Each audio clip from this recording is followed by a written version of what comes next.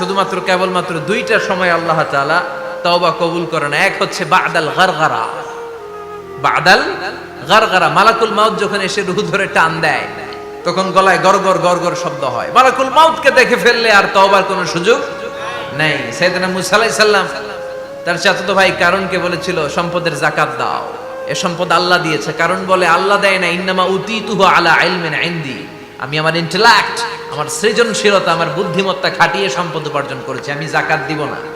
মুসা আলাইহিস সালাম বললেন তাহলে আযাবের অপেক্ষা করো। কারণ বলল পারলে আযাব নিয়ে আসো। রব্বুল আলামিন বললেন ফাকাসাফনা বিহি ওয়া বিদারিহিল আরদ, ও মুসা নিরাপদ দূরত্বে তুমি সরে যাও, আমি এখনই কারণকে তার সব সম্পদ সহ জামিনের মধ্যে দাবিয়ে দেব। কারণ তার সম্পদ সহ জামিনে দেবে যেতে লাগলো। আমি জায়গাটা নিজে দেখে এসেছি। মিশরের রাজধানী কায়রো থেকে 120 কিলো দূরে ফাইয়ুম নামে একটা জেলা আছে, ওই জেলায় বাহাইরা কারুন, কারণের সব সম্পত্তি আল্লাহ জামিনে দাবিয়ে দিয়েছে। হাঁটু পর্যন্ত দেবে যায়, সে ভেবেছে আমি বেঁচে যাব। কোমর পর্যন্ত দেবে গিয়েছে, বেঁচে যাব। গলা পর্যন্ত যখন দেবে গিয়েছে আর বাঁচার সুযোগ নাই। কারণ কয় মুসা সব সম্পত্তি তোরে আর তোর আল্লাহরে দিয়ে দিলাম, আমারে বাঁচা, আমারে বাঁচা, আমি তওবা করলাম। তখন কি তওবার সময় আছে?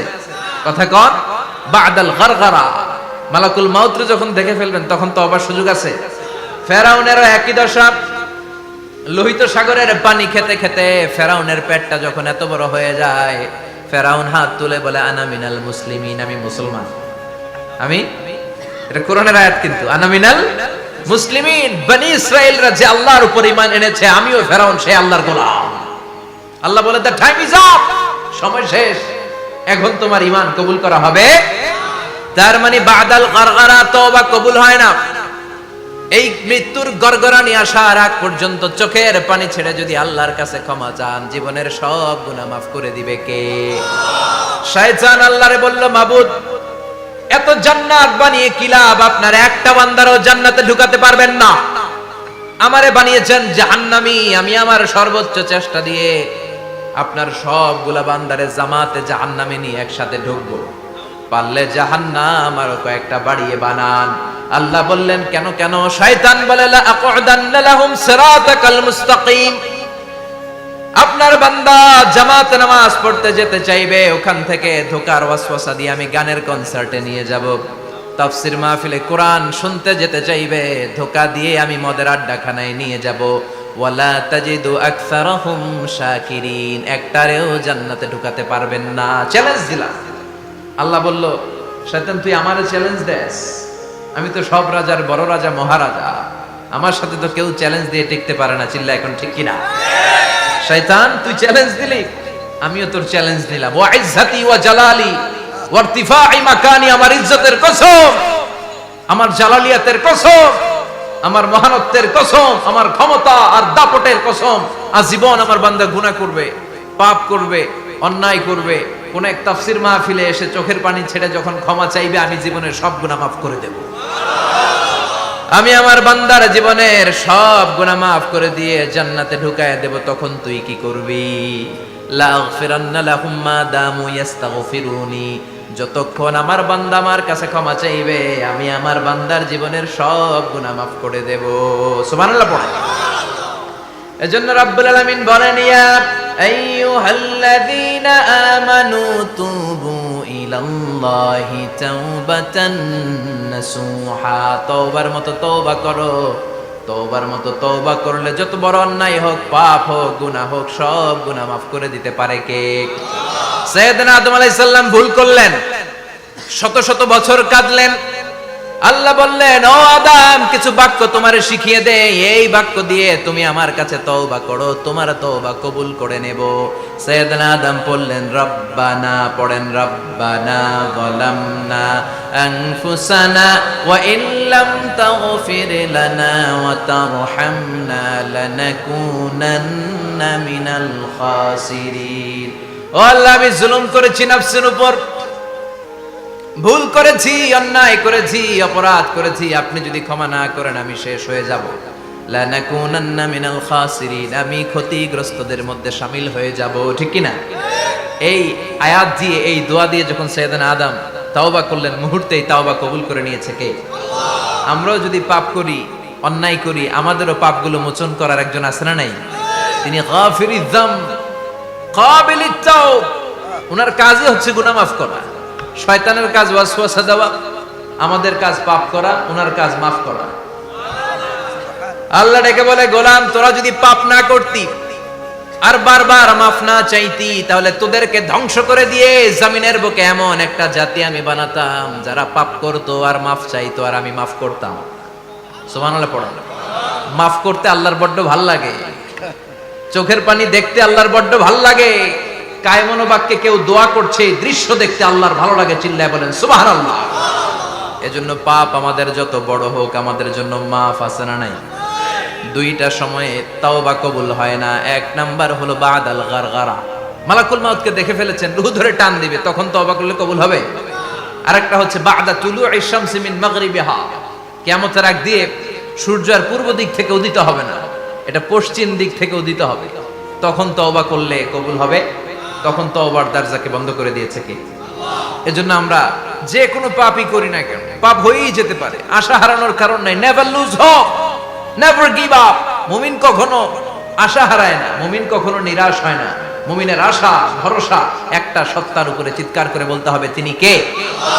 এজন্য পাপ হওয়ার সাথে সাথে আমরা তওবা করব কার কাছে?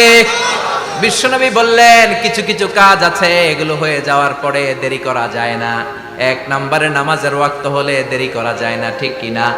সালাতে কায়েম করো, সালাতে কায়েম করো, হবে সম্মানী তুমি, হবে জান্নাতি তুমি, হবে সম্মানী তুমি, হবে জান্নাতি তুমি, দিবে কাল হাসরে শীতল ছায়া আরশে আজিম, রব্বিয়াল আলা রব্বিয়াল আযীম, রব্বিয়াল আলা রব্বিয়াল আযীম। সুবহানাল্লাহ পড়ো। নামাজের সময় হওয়া মাত্র দেরি নাই। তাজহিজুল মাইয়িত, মারা গেলে লাশ রেখে দেয়া যায় না, তাড়াতাড়ি দাফন করে দাও। নামাজের সময় হলে নামাজ পড়ো, দেরি করো না। মানুষ মারা গেলে দাফন করতে দেরি করো না। বান্দা যদি পাপ করে ফেলে তওবা করতে দেরি করো। এজন্য পাপ করার সাথে সাথে তওবা করার দরকার আছে না নাই? এখন তওবা যে করব, কোন সিস্টেমে করব? কোন সিস্টেমে? ভুল হওয়া মাত্রই আপনি অনুতপ্ত হয়ে চোখের পানি ছেড়ে আল্লাহর কাছে মাফ চান, আল্লাহর কাছে ক্ষমা চান, এটার নামই তওবা। আমাদের দেশে হুজুর আইনা তওবা পড়ায়, আছে না নাই? আনন্দপুরে এগুলা নাই, আছে না? কয় ইমাম সাহেবরে নিয়ে আয়, খতিব সাহেবরে নিয়ে আয়, হাফেজ সাহেব হুজুরের নিয়ে আয়, তওবা পড়া। না, তওবা পড়ানো লাগে না, আপনার নিজের তওবা আপনি নিজেই পড়বেন। আপনি অনুতপ্ত হয়ে চোখের পানি ছেড়ে আপনার আল্লাহরে ডাক দেন, ডাক দেয়া মাত্র তিনি সাড়া দেবে, চিল্লায় বলেন ঠিক কি না? উলামায়ে ইকরামরা তওবার 5টা শর্ত আরোপ করেছে। এই 5টা শর্তের আলোকে যদি তওবা করেন, মুহূর্তের মধ্যেই তওবা কবুল করে নেবে কে?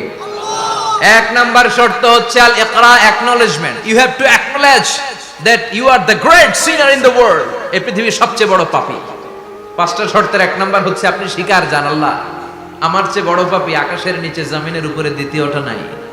এমন কোন পাপ নাই যে আমি করি নাই। আমার চেয়ে নাদান, আমার চেয়ে পিশাচ, আমার চেয়ে বড় পাপী দ্বিতীয়টা কেউ। অ্যাকনলেজ ইউর সিন, আপনি আপনার পাপগুলো স্বীকার করেন। Number 1. Number 2, an-nadam, repentance. You have to be repentant for what you have committed from sins. যে পাপ করেছেন এই পাপের জন্য আপনি লজ্জিত হন। আপনি নিজেকে আল্লাহর কাছে ছোট করে পেশ করেন, আল্লাহরে ডেকে বলেন, আল্লাহ আমি আপনার গোলাম, গোলামের ঘরের গোলাম, বান্দির ঘরের গোলাম, আমারে মাফ করে দেন, আমি লজ্জিত, আমি অনুতপ্ত। তাহলে 1 নম্বর শর্ত আপনি ঘোষণা দেন যে আপনি পাপ করেছেন। 2 নম্বর শর্ত আপনাকে অনুতপ্ত হতে হবে যে আল্লাহ আমি পাপ করে ফেলেছি। 3 number, you have to stop what you have committed. যে পাপ আপনি শুরু করেছেন এটা বন্ধ করে দেন। আপনি সুদের জন্য সুদ খাইছেন, আল্লাহর কাছে তওবা করলেন, আবার সুদ খাওয়া চালিয়েও যাচ্ছেন, এই তওবা কবুল হবে? সুদ খাওয়া আগে বন্ধ করেন। আপনি ঘুষ খেয়েছেন, এই ঘুষ খাওয়ার কারণে আপনি আল্লাহর কাছে তওবা করলেন কিন্তু ঘুষ খেয়েই যাচ্ছেন, এই তওবা কবুল হবে? 3 নাম্বার হচ্ছে you have to stop what you have committed, আপনি যেই পাপ করেছেন এটাকে বন্ধ করেন। 4 নাম্বার শর্ত, you have to hate what you have committed, আপনি যেই পাপটা করেছেন এটাকে মন থেকে ঘৃণা করেন, ওইটারে মন থেকে ঘৃণা করতে হবে। 5 নাম্বার শর্ত হচ্ছে you have to determine that you never repeat this sin again, আল্লাহর কাছে ওয়াদা দেন, কমিটমেন্ট দেন যে আল্লাহ পারতপক্ষে আমার জীবনে আর এই কাজটা করব এই পাঁচটা শর্তের আলোকে তওবা করলে কবুল করবে কে? এক নম্বরে স্বীকার জান আল্লাহ আমি পাপী, দুই নম্বরে অনুতপ্ত হন, তিন নম্বরে পাপ কাজটা বন্ধ করে দেন, চার নম্বরে ওই পাপ কাজটাকে মন থেকে ঘৃণা করেন, পাঁচ নম্বরে আল্লাহর কাছে ওয়াদা দেন আর জীবনেও এই পাপ করব না। এই পাঁচটা শর্তের আলোকে যদি তওবা করেন আপনার তওবা কবুল করে নিবে কে?